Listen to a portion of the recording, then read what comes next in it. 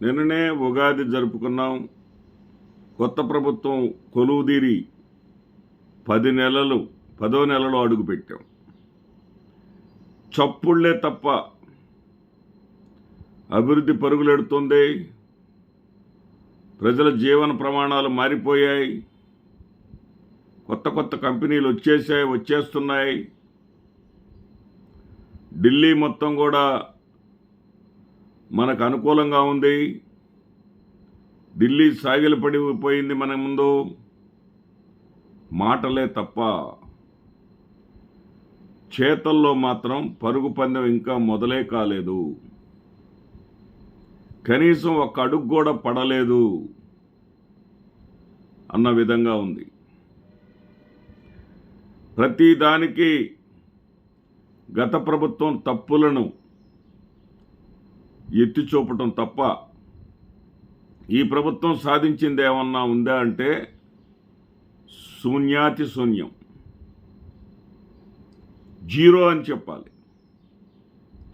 ఈ ప్రభుత్వం మొట్టమొదటి ఇచ్చినటువంటి హామీ ఏంటంటే వాలంటీర్లకు 5,000 ఏం కర్మ 10,000 ఇస్తామన్నారు. ఎందుకన్నారు ఆ మాట? వాలంటీర్ల వల్ల జగన్మోహన్ రెడ్డి గారి ప్రభుత్వం మళ్ళీ అధికారంలోకి వచ్చేస్తుంది. వాలంటీర్లందరూ కూడా ఇంటింటితోటి సంబంధాలు కలిగి ఉన్నారు. వాళ్ళందరూ కానీ చెప్తే, వాళ్ళందరూ కానీ వైసీపీకే పనిచేస్తే టీడీపీ అధికారంలోకి రావటం కష్టం. కూటమి అధికారం అనేది పగటికలే అవుతుంది అని వాళ్ళ కోసం పనిచేశారు. వాళ్ళకు ఒక హామీ ఇచ్చేశారు. వాళ్ళని దృష్టిలో పెట్టుకొని ఒక హామీ ఇచ్చేశారు. ఏ హామీ ఇచ్చారు? 5,000 కాదు 10,000 ఇస్తామన్నారు. అధికారంలోకి వచ్చారు. వాళ్ళు కూడా ఆశపడ్డారు. తెలుగుదేశం పార్టీకి పనిచేసి పెట్టారు. అధికారంలోకి వచ్చారు. వచ్చిన తర్వాత చంద్రబాబు నాయుడు గారు వచ్చినటువంటి కన్క్లూజన్ ఏంటంటే జగన్మోహన్ రెడ్డి గారు ఆశలు పెట్టుకున్నటువంటి వాలంటరీ వ్యవస్థ అతనికి ఓట్లు వేయించలేకపోయింది. కాబట్టి ఆ వ్యవస్థ నాకు పనే ఉంది. అసలే చంద్రబాబు గారి నైజం ఏరు దాటినాక తెప్ప తగలేసే అలవాటు ఆయనకు ఉంది. దానికి తగ్గట్టుగానే వాలంటీర్లకు పంగనామాలు పెట్టారు. ఇక ఉగాది నాడు ఉచిత బస్సు అన్నారు. ఉగాదికి పట్టాలెక్కుతుంది ఉచిత బస్సు అన్నారు. ఇంకా లెక్కలు తేల్చడంలోనే ఉంది. ఆ లెక్కలు తేలుస్తూ ఉంటే ఆంధ్రప్రదేశ్ అధికారులు చంద్రబాబు నాయుడు గారికి ఇచ్చినటువంటి లెక్క ఏంటంటే సంవత్సరానికి 1,200 కోట్లు 1,200 కోట్లు అవసరం అవుతాయని. పక్క రాష్ట్రం తెలంగాణలో హైదరాబాద్ లాంటి నగరం ఉండటం వల్ల అక్కడ ఉచిత బస్సుని అమలు చేసేటటువంటి దానికి ఆంధ్రప్రదేశ్ కన్నా ఎక్కువ ఖర్చు అవుతుంది. 2,500 కోట్లు ఖర్చు అవుతుంది. దానితోటి అక్కడ మిగతా పథకాలను ఏమీ ముట్టుకోలేనటువంటి పరిస్థితి రేవంత్ రెడ్డికి వచ్చింది. ఇక కర్ణాటక ముందుగా ఈ వాగ్దానాన్ని ఇచ్చి అమలు చేసినటువంటి కర్ణాటకకి అగమ్యగోచరంగా తయారైంది. తలకు మించిన భారం అయింది. ఇవన్నీ స్టడీ చేసినటువంటి చంద్రబాబు నాయుడికి ఇక ఆ హామీని కూడా అటకెక్కిచ్చే పనిలో పడ్డారు అని చెప్పాలి. ఎవరు అడిగారు ఆయన్ని? ఉచిత హామీ, ఉచిత బస్సు ప్రయాణం కావాలని ప్రజలేం అడగలేదు. కానీ ఓట్లు దండుకోవటం కోసం ఆయన ఆ హామీ ఇచ్చాడు, ఓట్లు వేయించుకున్నాడు, హామీని అటకెక్కిచ్చాడు. ఇక ఇప్పుడు చంద్రబాబు నాయుడు గారు ఇంత అసక్తుడిగా ఉండటానికి కారణం ఏంటో $1 మిలియన్ ప్రశ్న. ఎవరికి అర్థం కావట్లా. గతంలో చంద్రబాబు నాయుడు గారు నరేంద్ర మోడీ తోటి విభేదించిన కారణంగానో లేకపోతే చంద్రబాబు నాయుడు గారు పోలవరం ప్రాజెక్టుని అది ఏటీఎం కార్డులాగా వాడుకుంటున్నాడు, అవినీతికి పాల్పడుతున్నాడు అనేటటువంటి అభిప్రాయం కేంద్ర పెద్దలకు ఉండటం వలనో 29 సార్లు వెళ్ళినా కానీ ప్రయోజనం ఏమీ లేకపోయింది. అనేక సార్లు అపాయింట్మెంట్ కూడా ఇవ్వలేదు అనేటటువంటి పరిస్థితులను ఆయనే చెప్పుకున్నాడు. చంద్రబాబు నాయుడు గారే స్వయంగా చెప్పుకున్నాడు. ఇప్పుడు కేంద్రమే ఆయన ముందు సాగిలపడుతుంది కదా, ఈయన ఢిల్లీ దాకా వెళ్లాల్సినటువంటి అవసరం లేదు. ఇక్కడ ఇచ్చిపుచ్చుకునేటటువంటి పరిస్థితులు ఏర్పడ్డాయి కేంద్రానికి. జగన్మోహన్ రెడ్డి గారి ప్రభుత్వంలో అవసరం రాలేదు, సొంతంగా వాళ్ళకి మెజారిటీ వచ్చింది. ఈ రోజున చంద్రబాబు నాయుడు గారు మద్దతు లేకపోతే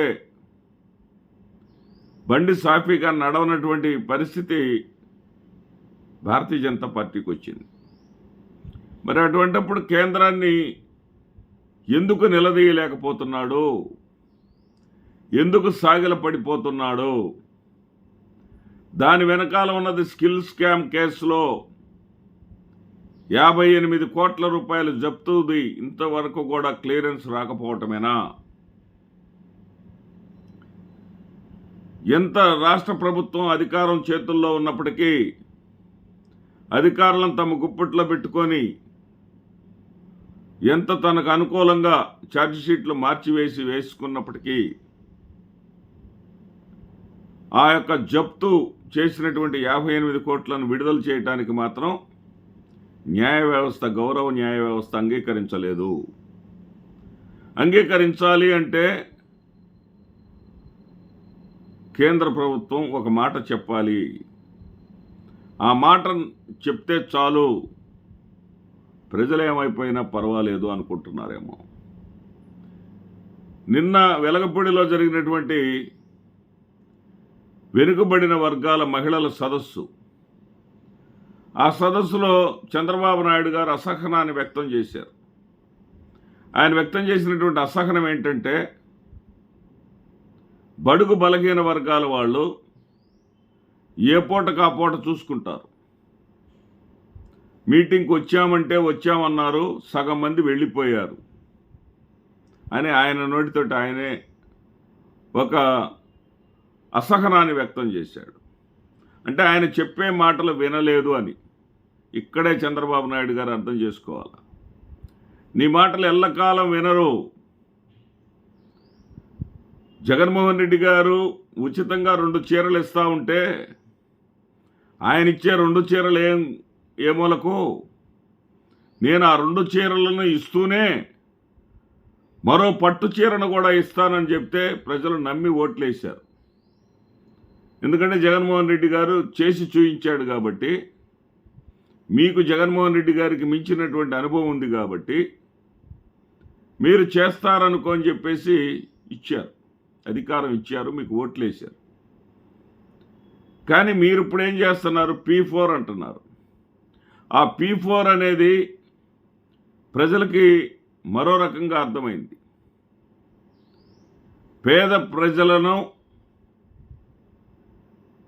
ప్రైవేటు వ్యక్తులకు పబ్లిక్గా ప్రభుత్వమే అప్పచెప్పుతుంది అని ప్రజలకు అర్థమైపోయింది. దావోస్ వెళ్ళి ఉద్యోగాలు తీసుకొస్తామని చెప్పి అక్కడ ఉద్యోగాలు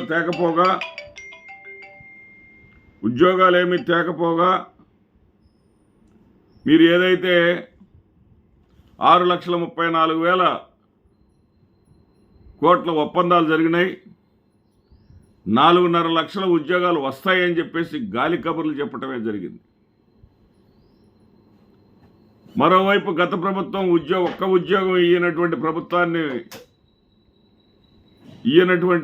గత ప్రభుత్వం జగన్మోహన్ రెడ్డి మమ్మల్ని ప్రశ్నించే హక్కు లేదు అంటే ప్రజలు ముక్కును వేలేసుకుంటున్నారు. ఒకేసారి 1,34,000 సచివాలయ ఉద్యోగాలు ఇచ్చిన సంగతి ప్రజలకు తెలుసు కాబట్టి మీరు డొల్ల మాటలతోటి, కాలక్షేపపు మాటలతోటి సూపర్ 6 చూస్తే భయం వేస్తుందనేటటువంటి మాటలతోటి కాలం గడుపుతున్నారు తప్ప మీరు చేయగలిగేది శూన్యం. ఈ ప్రభుత్వం ఒక్క అడుగు కూడా ముందుకు వెయ్యలేదు.